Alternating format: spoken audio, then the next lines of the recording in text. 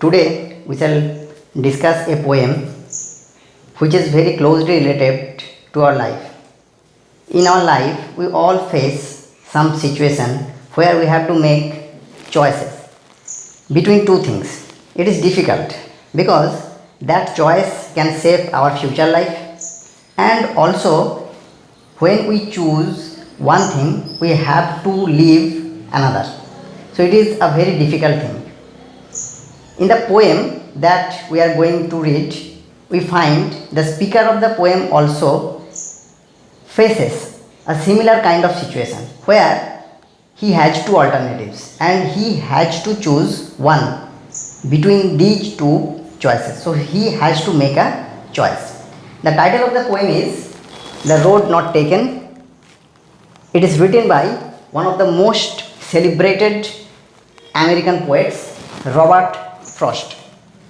The Road Not Taken is a very well known poem, and at the same time it is one of the most misunderstood American poems or misunderstood poems of the world. Robert Frost was famous for his deceptively simple poetry. Deceptively simple means his poems are not at all simple, but his poems appears to be simple because Robert Frost has written poetry in a very simple conversational language, and his poetry are always related to our daily life. For these two reasons, his poems appear simple, but most of the time there are multiple meanings, and that creates some kind of ambiguity, we can call it ambiguity. Ambiguity means where the meaning is less clear, the meaning is not clear, there are no one interpretation, no one meaning, and that is also true for the poem The Road Not Taken. In many books you may find that the poem is about how to make choice, how to make right choice in life, and how a decision can shape your life.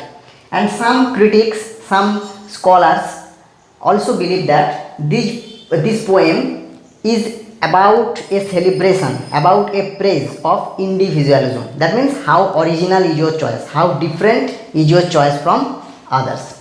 But when we go through the poem and read the line closely, we will find that this is not true. There are more meanings in the poem. So first, if we look at the poem, we will find that there are 4 stanzas, and in each stanza there are 5 lines. So I have planned to discuss the poem in 2 videos. In the first video, I shall discuss the first 2 stanzas and the first 2 lines of the 3rd stanza. I have taken these 2 lines because the sentence which begins from here is completed in this line. So I will discuss the first 2 stanzas and the first 2 lines of the 3rd stanza. So first read the first stanza. 2 roads diverged in a yellow wood, and sorry, I could not travel both.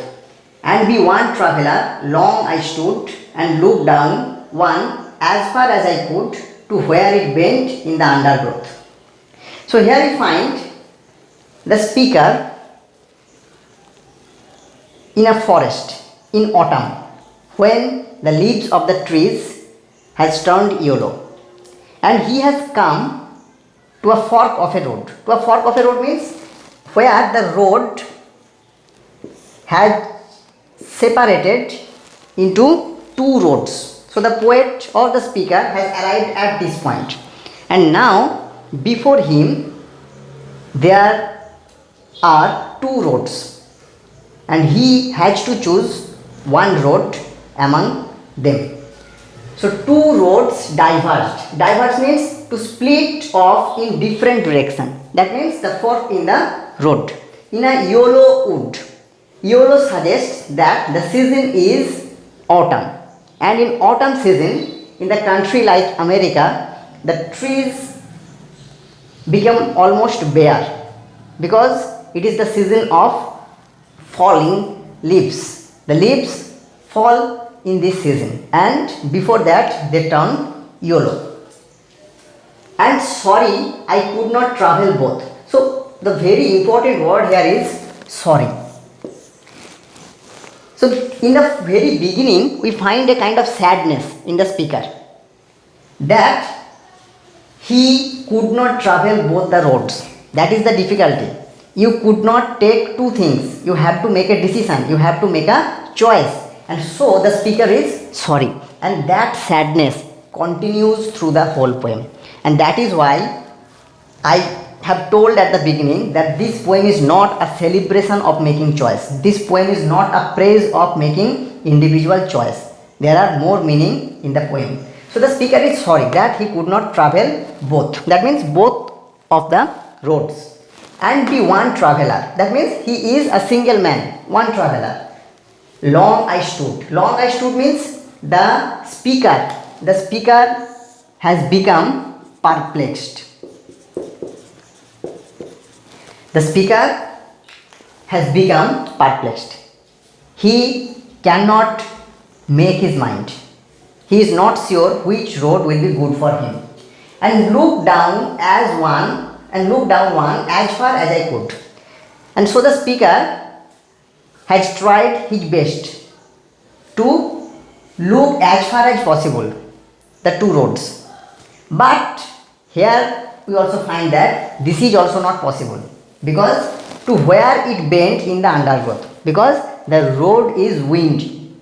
The road has bent some distance away. Where? In the undergrowth. Here undergrowth means a very dense bushy growth of bushes, shrubs and other plants, in generally under the big trees. So the road cannot be seen for a long distance. So the speaker has to make a decision seeing the small distance in the road. Now the second stanza. Then took the other as just as fair, and having perhaps the better claim, because it was grassy and wanted wear, though as for that the passing there had owned them really about the same. So in the second stanza we will find that the speaker has made the choice. Then took the other. That means he has taken the other road, which as just as fair. Here fair means beautiful. So look at this phrase, as just as fair. That means the first road which he rejects is as beautiful as the second road which he has chosen. So it is very clear here that the two roads are equally beautiful. Okay, the two roads are equally beautiful, and having perhaps the better claim. That means the poet or the speaker believes it, the second road that he has chosen has a better claim. And in the next line he explains the reason why he thinks so. Because it was grassy and wanted wear. It was grassy means it was covered with grass, and that suggests that it is less discovered. Okay, and wanted wear. Here wanted means lacked. Wear means it is not trodden by the travelers. Comparatively less people have walked on that road. So here the speaker has chosen the less discovered, somethingly more obscure, unknown road. Okay, so it suggests that the speaker has individuality, or he has non-conformity. What is the meaning of it? Meaning of this line is that the speaker wants to be original in the way of his life. He does not want to copy others, and so he chooses the way which appears to him less traveled. For this reason, some teachers or some critics believe that this poem celebrates this kind of individualism, this kind of originality, but that is not right. Though as far that the passing there, that means walking on this road, passing there means walking or traveling, there means through this road which he has chosen, had owned them really about the same. So here the sentence begins with though. That means some kind of doubt is now creeping in the speaker mind. Walking some distance through the less discovered road which appears to him less discovered, what does he find? He finds that had owned them. Them means both the road, really about the same. So walking through this road, now the poet or the speaker is realizing that this road is equally owned like the first road. So basically there is no difference between the two roads. Okay. So now in the third stanza, and both that morning equally lay. That morning means the morning in which the speaker came to the fork of the road. Both that morning equally lay. So now here again he emphasizes the equal nature, the same quality of these roads. In leaves no step had trodden black. So now the speaker is remembering that on that morning both the roads were covered with leaves. Both the road were covered with leaves, and no step had trodden black. No step means here, step means footsteps of human beings. Okay, footsteps of human being had trodden black. Trodden means to crack something with footsteps. So now the speaker is realizing that at that morning both the roads were actually the same. So we have read the first 12 lines. In these 12 lines we have found that the speaker is trying to remember an incident of his past life. So the whole poem is actually happening in the mind of the speaker. He is remembering a past incident. At that time, the road he has chosen appeared to him less traveled. But now he has realizing that actually both the roads are same. So the poem does not celebrate individuality or non-conformity, because now the speaker is realizing that his choice or the road he has taken is no different from the first road. Actually here in this poem the road is actually a metaphor. What is a metaphor? Metaphor is a figure of speech or a technique of speech where we compare two things without clearly stating. Okay. For example, we say that camel is a sheep of desert. So when we say it, we compare camel with a sheep and the desert with a sea. Okay. So the comparison is not stated clearly, but we can understand it. In the same way here the road is a metaphor for our life.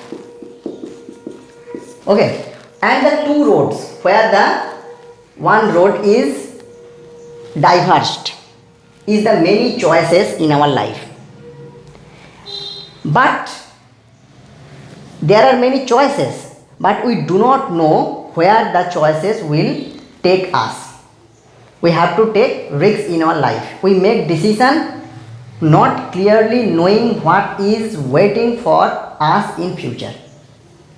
Even when we believe that we know that this is right for me, after a few years or after many years, we realize that we were wrong in the past. So the same thing is now happening to the speaker of the poem. So in the next video, I shall discuss the rest of the poem and also discuss the main idea of the poem again. And I also request you to read the poem 2 or 3 times and also try to think about the title. The title is about the road not taken. So the emphasis is on not taken, not on the road on which he has traveled. So here is some kind of sadness in the mind of the speaker. So he is thinking now about the road which he has not taken. The poem is about the road which he may have traveled and may he can change his life. Okay, so I am ending here today and I shall discuss the rest of the poem in the next video. Thank you for watching.